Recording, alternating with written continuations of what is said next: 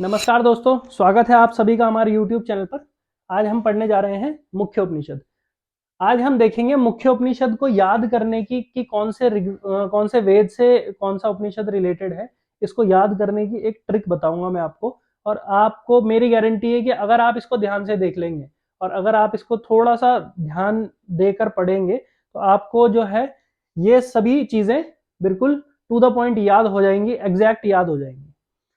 तो आते हैं फर्स्ट, ऋग्वेद। 4 वेद हैं, आप सभी को पता है। पहला ऋग्वेद है, दूसरा यजुर्वेद है, सामवेद है और अथर्ववेद है। तो ऋग्वेद के 2 जो उपनिषद हैं उनका नाम है ऐत्रेय उपनिषद और नाद बिंदु उपनिषद। अब इसकी ट्रिक देखते हैं। ऋग्वेद जो है बहुत बड़ा ग्रंथ है, लगभग 10,552 मंत्र हैं इसमें। तो इतना बड़ा ग्रंथ जब हम पढ़ेंगे तो हमें पढ़ने के लिए एक तो बहुत समय लगेगा और दूसरा हमें उसको समझने के लिए भी बहुत समय लगेगा।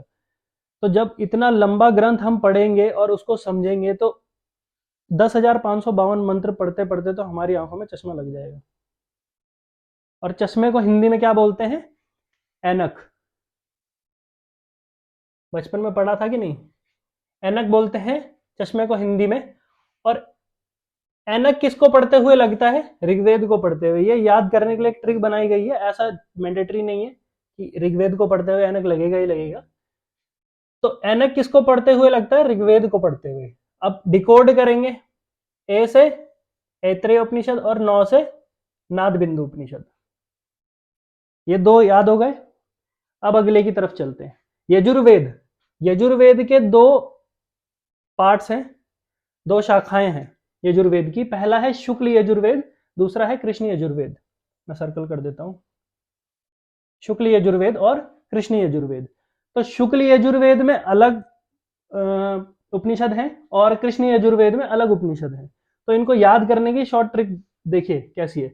शुक्ल यजुर्वेद में 3 उपनिषद हैं, ईशावास्य उपनिषद, त्रिशिखी ब्राह्मण उपनिषद और बृहदारण्यक उपनिषद। तो इनको याद करने की शॉर्ट ट्रिक क्या है? देखिए, बृहदा एक औरत है और इनकी 2 बेटियां हैं जिनका नाम है ईशा और त्रिशा। ये इसको याद करने की शॉर्ट ट्रिक है कि बृहदा की 2 बेटियां हैं जिनका नाम है ईशा और त्रिशा। डिकोड करिए, बृहदा से बृहदारण्यक, ईशा से ईशावास्य और त्रिशा से त्रिशिखी ब्राह्मण उपनिषद। ओके, अब चलते हैं दूसरे पार्ट पे, कृष्ण यजुर्वेद में। कृष्ण यजुर्वेद में सबसे ज्यादा उपनिषद हैं, सबसे ज्यादा उपनिषद जो रिलेट करते हैं वो कृष्ण यजुर्वेद से करते हैं। ठीक है, देखिए कितने हैं। कठोपनिषद, ध्यान बिंदु, श्वेताश्वतर, तैत्तिरीय उपनिषद, योग कुंडल्यु, योग तत्व। कितने हो गए? 1 2 3 4 5 6, 6 उपनिषद टोटल हमारे सिलेबस में। जितने उपनिषद है उसमें से आधे तो किसमें है? शुक्ल यजुर्वेद में, सॉरी कृष्ण यजुर्वेद में। तो अब इसको याद करने की शॉर्ट ट्रिक देखते हैं। एक नॉर्मल सा सेंटेंस है, उसको अगर आप याद कर लेंगे तो आपके सारे के सारे उपनिषद जो हैं आपको मेमोराइज हो जाएंगे बिल्कुल सीरियल से। पहला है, देखिए इसको सेंटेंस में कैसे बनाया है याद करने के लिए इसकी शॉर्ट ट्रिक है कि श्वेता कुंडल पहनकर कठोर योग तत्वों के ध्यान में तैर रही है। श्वेता कुंडल पहनकर, कानों में जो कुंडल पहनते हैं, कुंडल पहनकर क्या कर रही है? कठोर योग तत्व के ध्यान में तैर रही है।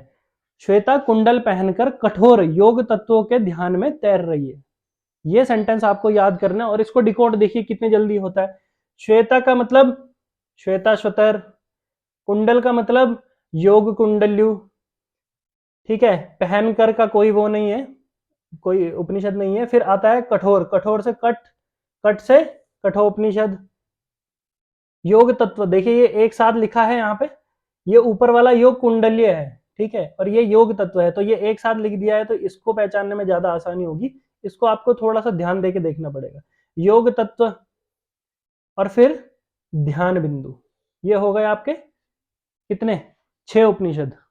तो श्वेता कुंडल पहनकर कठोर योग तत्वों के ध्यान में तैर रही है। तैर रही है का मतलब वो मग्न है, ध्यान में मग्न है।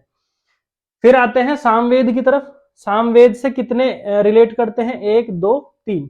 कौन कौन से हैं? योग चूड़ामणि, केनोपनिषद और छांदोग्य उपनिषद। अब इनको याद करने की शॉर्ट ट्रिक क्या है? आपने एक सेंटेंस सुना होगा, अब मुझे ये याद नहीं है इतना कि कौन सी भाषा में ये बोला जाता है, लेकिन वो सेंटेंस है कि केम छो। तो पूछा जाता है कि कैसे हो, तो दूसरा वाला बोलता है कि मजा मच हो, है ना। गुजराती सेंटेंस है शायद मेरे हिसाब से, बाकी अगर कोई और भाषा का होगा तो उसके लिए सॉरी। तो केम छो, तो केम छो का आपको क्या बनाना है? केन छो, ठीक है, केन छो, ये दो हो गया केन छो। और मजा में छो की जगह आपको क्या बोलना है? चूड़ा मणियु छो, चूड़ा मणियु छो, ठीक है। तो तीनों याद हो गए कैसे? केन से केनोपनिषद, छ से छांदोग्य उपनिषद और चूड़ामणियों से योग चूड़ामणि। डन।